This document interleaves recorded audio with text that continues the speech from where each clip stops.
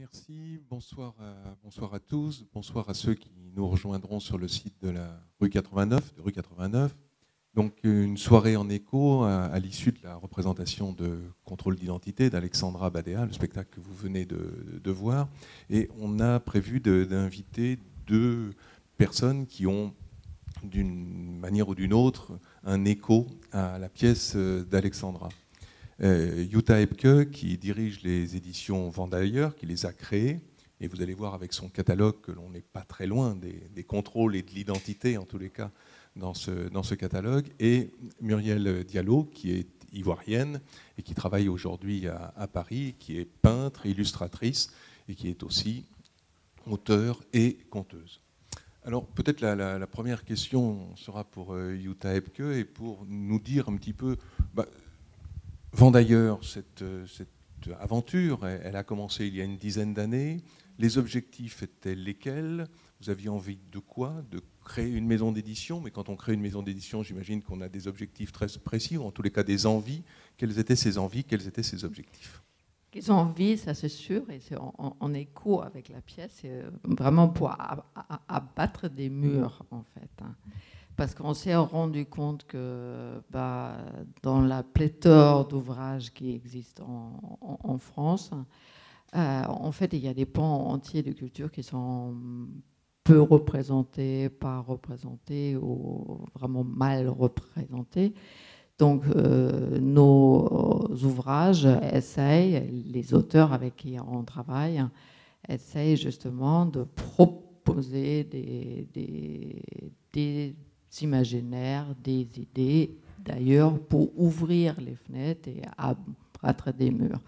Le travail, l'objectif est, je vais dire ce que j'ai dit tout à l'heure, peut-être jamais atteint, mais je crois qu'il faut toujours essayer de combattre les idées reçues, les représentations toutes faites, ce qui est un peu politiquement correct, toutes les idées qu'on a au quotidien sur son voisin, sa voisine, sur l'autre, sur ceux qu'on ne connaît pas ou celles qu'on ne connaît pas. Alors on va essayer de dresser rapidement votre itinéraire. Vous êtes né en Côte d'Ivoire, vous êtes né à Boundiali, voilà, comme Amadou Kourouma, pas mal. Hein. Je ne sais pas s'il vous a inspiré, mais en tous les cas, deux écrivains dans une petite ville de Côte d'Ivoire, c'est pas si mal, dont Kourouma. Et aujourd'hui, vous êtes à Paris. Alors, Abidjan, Boundiali, Korogo, Abidjan, Paris. Cet itinéraire, pourquoi Paris? Vous avez dû quitter la Côte d'Ivoire. Vous pouvez nous expliquer un petit peu pourquoi? On peut le deviner. Il y a eu pas mal d'énormes difficultés. Ça, je ne le cache pas. Hein. Ça a été très, très, très, très dur. C'est pour ça que en écoutant la pièce de théâtre, je me suis rappelé beaucoup de choses qu'on se dit quand on arrive dans un autre pays, un pays qu'on croit connaître.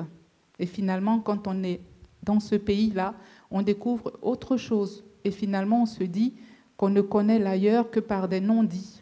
Mais ce que je veux qu'on retienne de moi aujourd'hui, c'est que moi, j'ai voulu... je n'ai pas voulu être personne ici. Alors, je me suis remise à écrire. Et j'ai repris ma peinture, grâce à mes enfants d'ailleurs qui sont dans le fond. Donc ils m'ont dit, reprends ta peinture. Et je dis, mais la peinture, on va manger comment? On reprend la peinture, on mange comment? Et ils m'ont dit, mais tu es bien quand tu peins et que tu écris, tu es bien. Et pour moi, ça veut dire, j'existe. Et c'est ça que moi, je veux qu'on retienne voilà, de mon parcours. Jutta, autre livre qui est vraiment lui aussi en écho avec la pièce d'Alexandra Badea, Il me sera difficile de venir te voir. Alors, c'est un livre singulier qui a sans doute une histoire singulière elle aussi. Vous pouvez nous dire un petit peu l'origine de ce livre?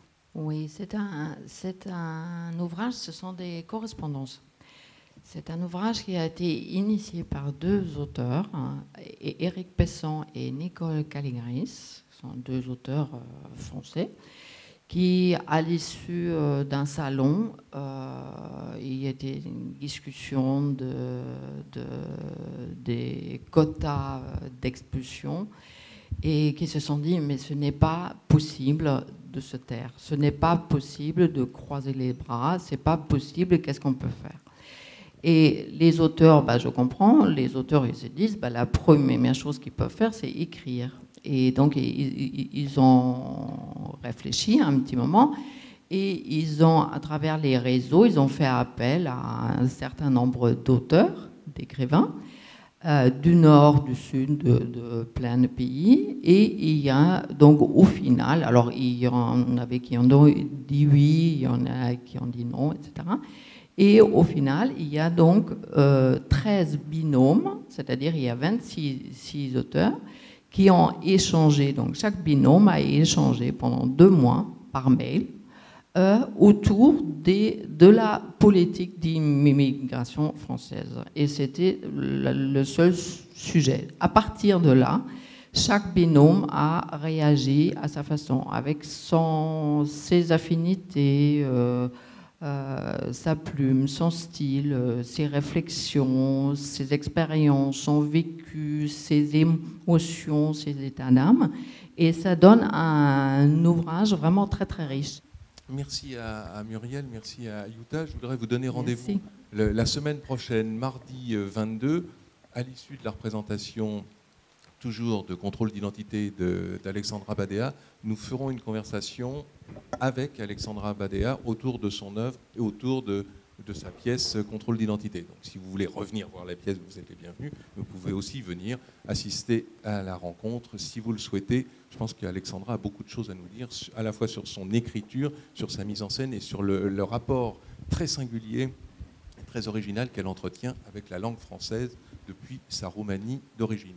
Voilà, merci à tous, bonne fin de soirée et bonne lecture.